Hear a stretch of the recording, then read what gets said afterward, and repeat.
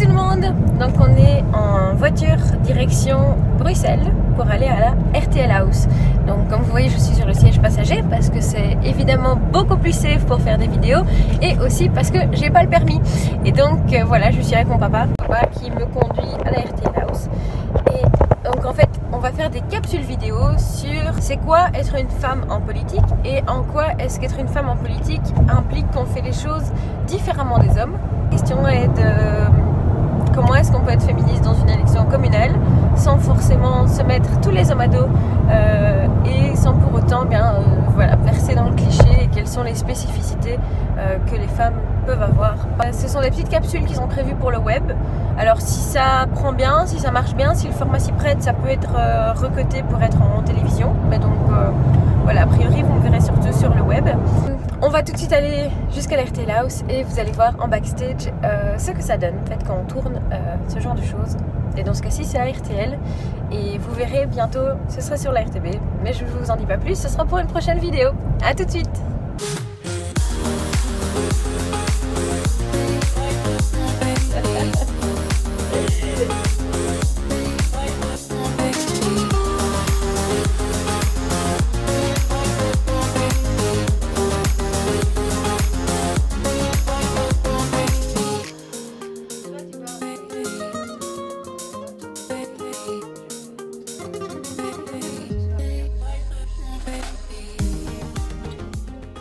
Bienvenue dans La Tirette. Aujourd'hui, nous recevons Opaline Meunier, qui est candidate à Mont-Saint-Mieux. Bonjour Opaline. Bonjour. Alors, est-ce que vous pensez que les femmes font de la politique autrement? Oui, je pense que les femmes font de la politique autrement parce qu'on a été élevés, on a baigné dans une culture qui est différente, on nous a éduqués pour avoir des attributs de personnalité qui sont différents et donc en cela, bien, une fois qu'on est aux responsabilités, une fois qu'on est élu politique, je pense qu'on fait de la politique autrement. Alors plus concrètement dans votre programme, qu'est-ce qui est inspiré de votre expérience de femme? Principalement le harcèlement de rue. Moi je me suis décidée à mettre sur les listes à Mons et je me suis dit cette fois ça fait de trop, j'y vais. C'est vraiment le problématique du fait qu'il y a certaines rues, la rue des Capucins notamment, où je ne peux plus mettre les pieds après 17h. Ça me scandalise que certaines parties de ma ville ne me soient plus accessibles parce qu'à la loterie génétique, j'ai tiré le fait d'être une femme. Je trouve ça anormal, je trouve que c'est la responsabilité du politique de lutter contre ce genre de dérive. Est-ce qu'il y a d'autres choses que votre sensibilité féminine et féministe a pu faire émerger comme programme? Alors au niveau du programme, il y a la question de l'urbanisme qui est évalué selon l'angle des femmes.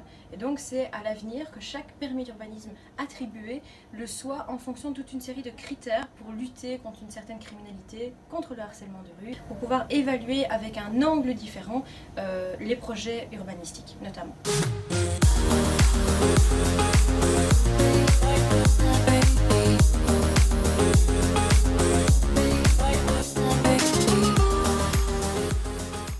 Aussi, au niveau des violences faites aux femmes, il y a deux aspects. Premièrement, il faut plus de logements d'urgence. Quand une femme vient porter plainte, qu'elle a le courage de faire la démarche de porter plainte, en général contre son conjoint, pour ce type de violence, eh bien, il faut qu'elle ne doive pas retourner après dans la maison familiale et qu'elle ait un logement d'urgence. À l'heure actuelle, à Mons, il n'y en a pas assez, premièrement. Et deuxièmement, il faut mieux former les policiers.